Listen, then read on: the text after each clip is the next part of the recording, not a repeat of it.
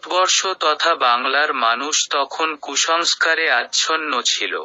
সেই কুসংস্কারের বেড়া ভেঙে যে সকল মনীষী মানুষকে জ্ঞানের আলো জেলে পথ দেখিয়েছিলেন, স্বামী বিবেকানন্দ এদের মধ্যে অন্যতম। স্বামী বিবেকানন্দ 1863 খ্রিস্টাব্দের 12ই জানুয়ারি কলকাতার শিমুলিয়ায় দত্ত পরিবারে জন্মগ্রহণ করেন। তার বাবার নাম বিশ্বনাথ দত্ত, মায়ের নাম ভুবনেশ্বরী দেবী। ছেলেবেলায় তার নাম ছিল নরেন্দ্রনাথ বা নরেন, ডাক নাম ছিল বিলে।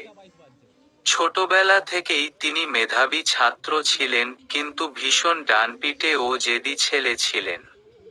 কোন কাজেই তিনি ভয় না পেয়ে সবার আগে এগিয়ে যেতেন। কলকাতার মেট্রোপলিটন স্কুল থেকে প্রবেশিকা পরীক্ষায় পাশ করে স্কটিশ চার্চ কলেজ থেকে তিনি বি.এ পাশ করেন। শিশুকাল থেকেই নরেনের ধর্মে মন ছিল। ধ্যান খেলা তিনি খুব ভালোবাসতেন। ছোট ছোট বন্ধুদের নিয়ে তিনি প্রায় সময়ই এই খেলা খেলতেন। তার মনে ঈশ্বর সম্বন্ধে নানা প্রশ্ন জাগত।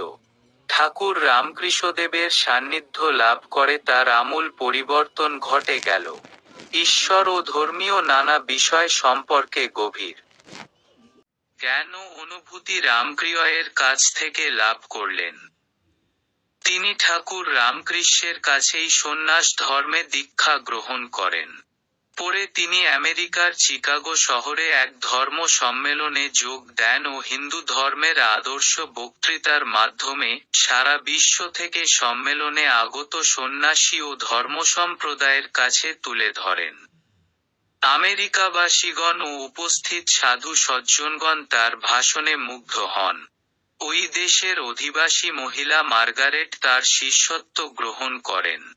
পরে এই মহিলা ভগিনী নিবেদিতা নামে পরিচিতা হন।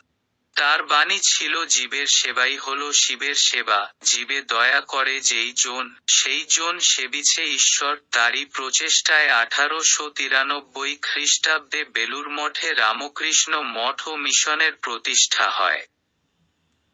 মাত্র 39 বৎসর বয়সে 1902 খ্রিস্টাব্দে তার মহাপ্রয়াণ ঘটে।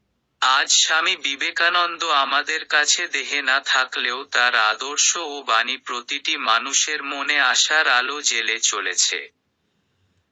জীবের সেবাই শিবের সেবা বললে ডেকে তুমি সবাই, যত্র জীব তত্র শিব।